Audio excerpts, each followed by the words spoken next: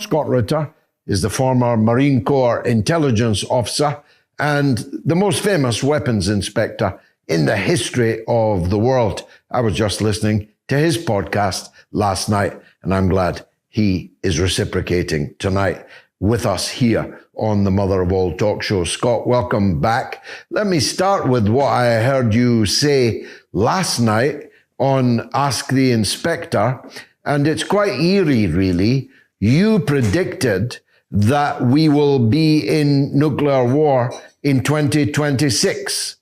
The Chief of the British General Staff gives us 6 months more left to live. He says it'll be the middle of 2027.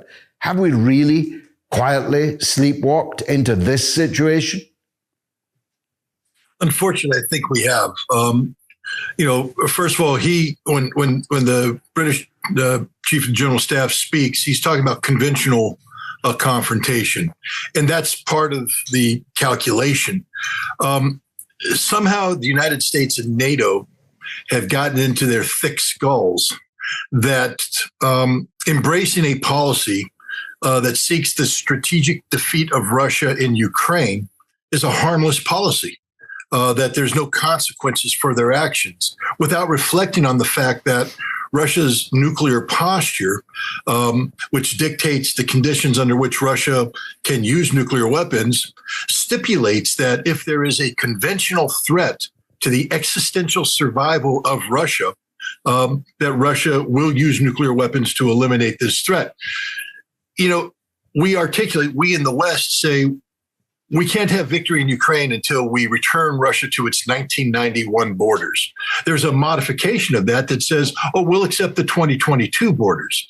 The 1991 borders means that Russia gives up Crimea, gives up Kherson, Zaporizhia, Lugansk, and Donetsk. These are all territories of the Russian Federation today. To lose one or more of these territories is, by definition, an existential threat to the security of Russia. To lose Crimea by itself is an existential threat. So all the people that post this and postulate this and say this is what we want, you are literally by definition creating the conditions for the release of Russian nuclear weapons just by your own actions. Now, and so this is part of the lowering of the threshold for the release of nuclear weapons that's taking place both in the West and another one.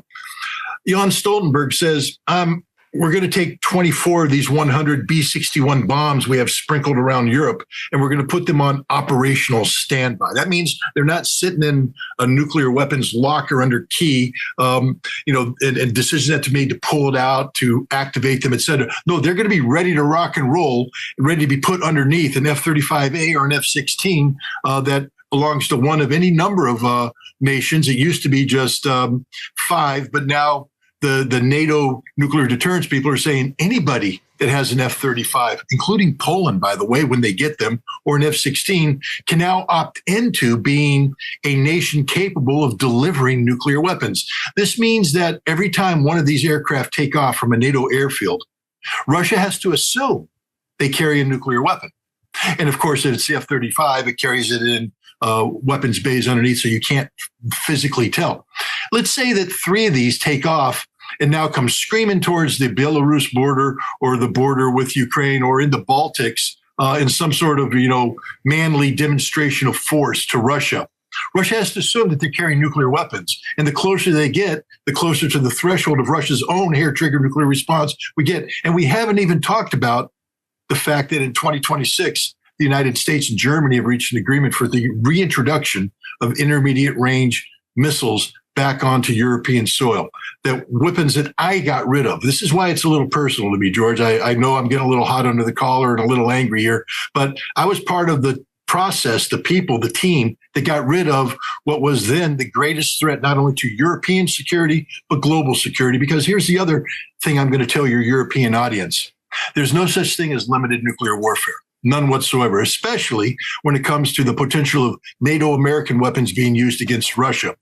a nuclear weapon used against Russia on Russian soil is the equivalent of Russia firing nuclear weapons at the United States. Russia will respond with the totality of its nuclear arsenal, destroying everything in Europe and everything in the United States it can't possibly reach. And now we're talking about putting back these weapons that have the potential of carrying nuclear weapon or warheads. The ground-launched cruise missile has a nuclear warhead that's in storage right now. Right now, we don't keep it on the weapon because of the caps provided by the Strategic Nuclear Force, the New START Treaty. That expires February 4th, 2026. After that point, the cap is gone. We will bring all these warheads out. The ground-launched cruise missiles will have nuclear warheads. And now Russia's looking at a situation where when you talk about protocols, you know that briefcase that people carry around, they think it's the red button that the president pushes or the Russian president. There's no red button in it. That's not what happens. There's a series of protocols. And when it's opened up, the president will be presented with laminated pieces of paper with a protocol on who he talks to, what coordination has to be done to get the weapons ready to launch and to be launched. There's also these little aluminum cookies you launch, you read the codes, but we don't need to get into that. The protocol is the important thing here because the protocols are built on a presumption that the president will have between 15 and 30 minutes. The Russian protocols are similar, 15 to 30 minutes to make a decision. When you introduce intermediate nuclear weapons into Europe, especially hypersonic Dark Eagle weapons, the Russians now have 6 minutes. There ain't no protocol for 6-minute coordination. The only option Russia has at that point in time is to hit the button and launch everything, or preempt, which is another thing Russia's looking at. We have created the conditions where Russian nuclear doctrine is going to be triggered. We have lowered the threshold for the use of these weapons, and we're doing everything humanly possible to front load scenarios that put Russia on the defensive, where Russia either has to preempt with their own nuclear weapons what they deem to be an imminent nuclear weapon attack by the United States, or have a hair trigger response that they detect something coming their way and they will fire everything in response. When I look at this, and I knowing human beings as I have, and knowing the history, I mean, people understand we've come very close in the past to having accidents that lead to a nuclear exchange. I'm not confident that we're competent enough to ride through this period of time. In fact, I believe just the opposite. I believe that people don't believe that Russia has a nuclear doctrine that is real. They view it as a bluff. They view it as a fake, and they're willing to push the boundaries in hopes that Russia folds like a house of cards. Now, Russia won't fold, and if we continue in this direction without interruption, I personally believe that the summer of 2026 may be the last summer any of us enjoy on this planet. And I'm not saying that I hope it scares people, but I'm not throwing that irresponsibly.